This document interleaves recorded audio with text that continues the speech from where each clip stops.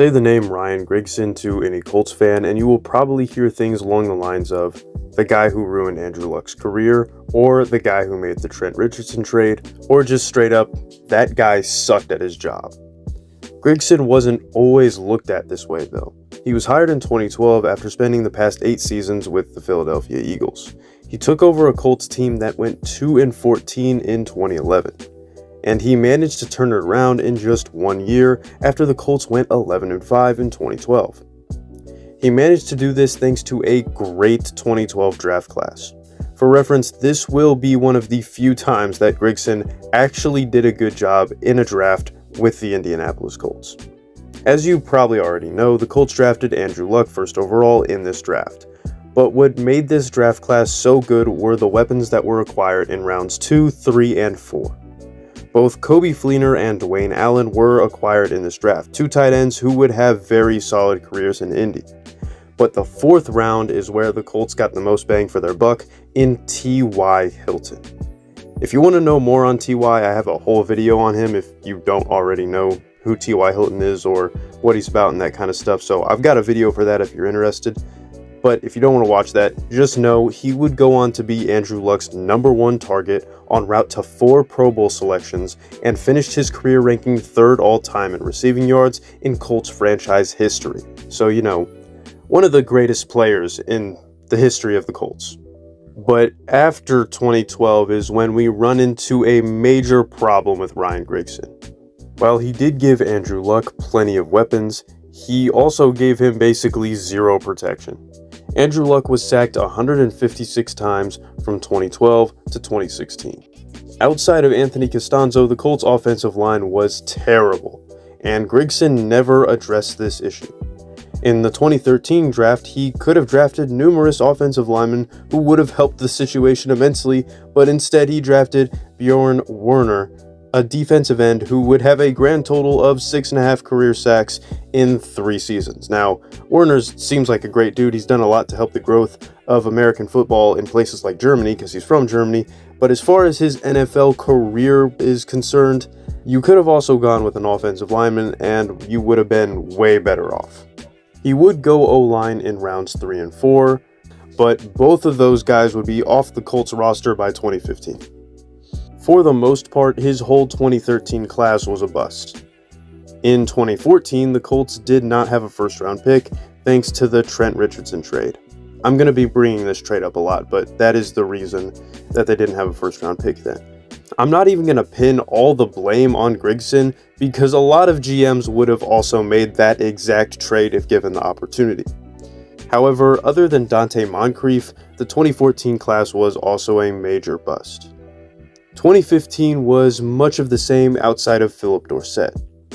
Another decent receiver, but when you could have had Landon Collins or even Tyler Lockett, it's hard to see the positives. Grigson's final draft with the Colts was when he finally drafted a Pro Bowler and also drafted an offensive lineman in Ryan Kelly, who was picked 18th overall. The rest of the class was still not very good in 2016, but at least he finally drafted a decent offensive lineman, and Ryan Kelly has been a mainstay on that offensive line ever since he was drafted. So Ryan Grigson from 2013 to 2015 would only draft one guy who lasted 5 seasons. That one guy was Dante Moncrief. Grigson had trouble drafting guys who would stick around and also rarely drafted good offensive linemen. So he didn't draft very good players and he didn't draft for need, which was the offensive line. I mean, on the field, the Colts were very good during his first 3 years. They went 11-5 in 2012, 2013, and 2014, even winning a divisional title and making it to the AFC Championship game in 2014. But after back-to-back 8-8 seasons in 2015 and 2016, Grigson would be let go. He never had a losing season, but when you look at how he managed the team, you kinda understand why he was let go.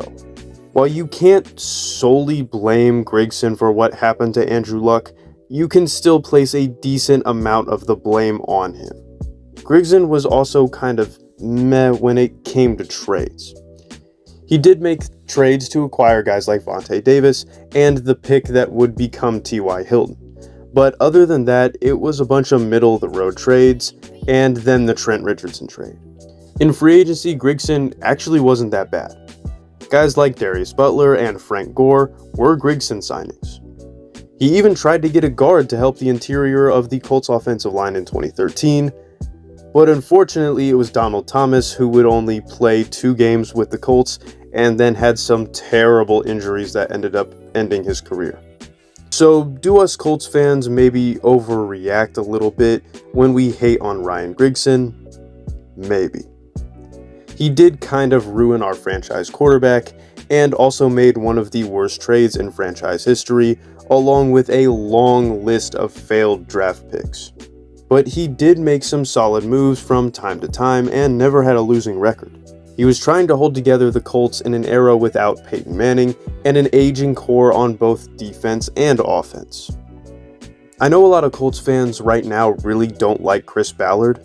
Some of them probably dislike Chris Ballard as much as they do Ryan Grigson. But Chris Ballard is way better than Ryan Grigson. Yes, this video is now transforming into some Chris Ballard propaganda, so sorry, but that's just how it's going to go. Ballard in the draft, he's drafted 3 All-Pros, along with a litany of guys who are borderline Pro Bowlers. Grover Stewart, Braden Smith, Zaire Franklin, and Michael Pittman Jr.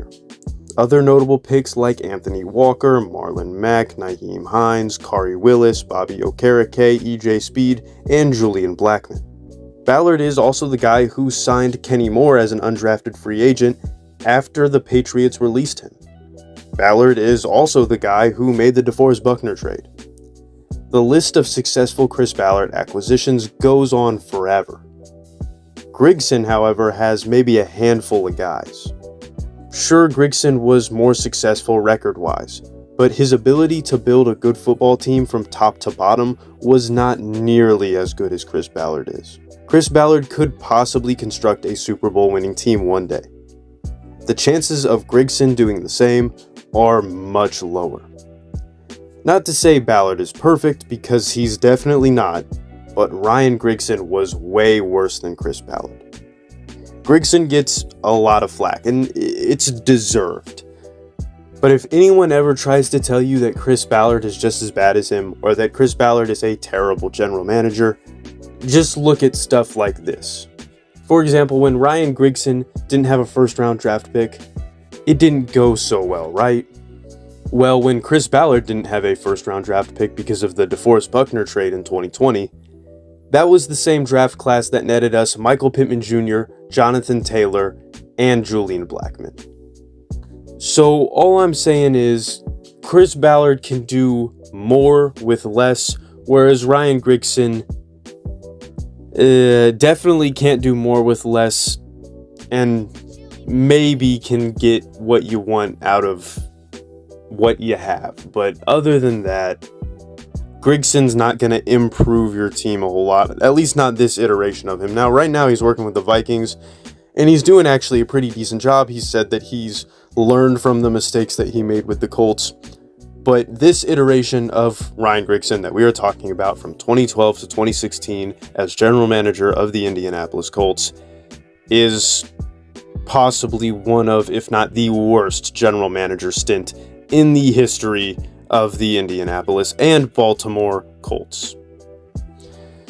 Not to hate on the guy too much, it's not like he did a terrible job. He did help take us to an AFC championship game. But still, he also kind of ruined Andrew Luck's career, and that's not a great thing to do.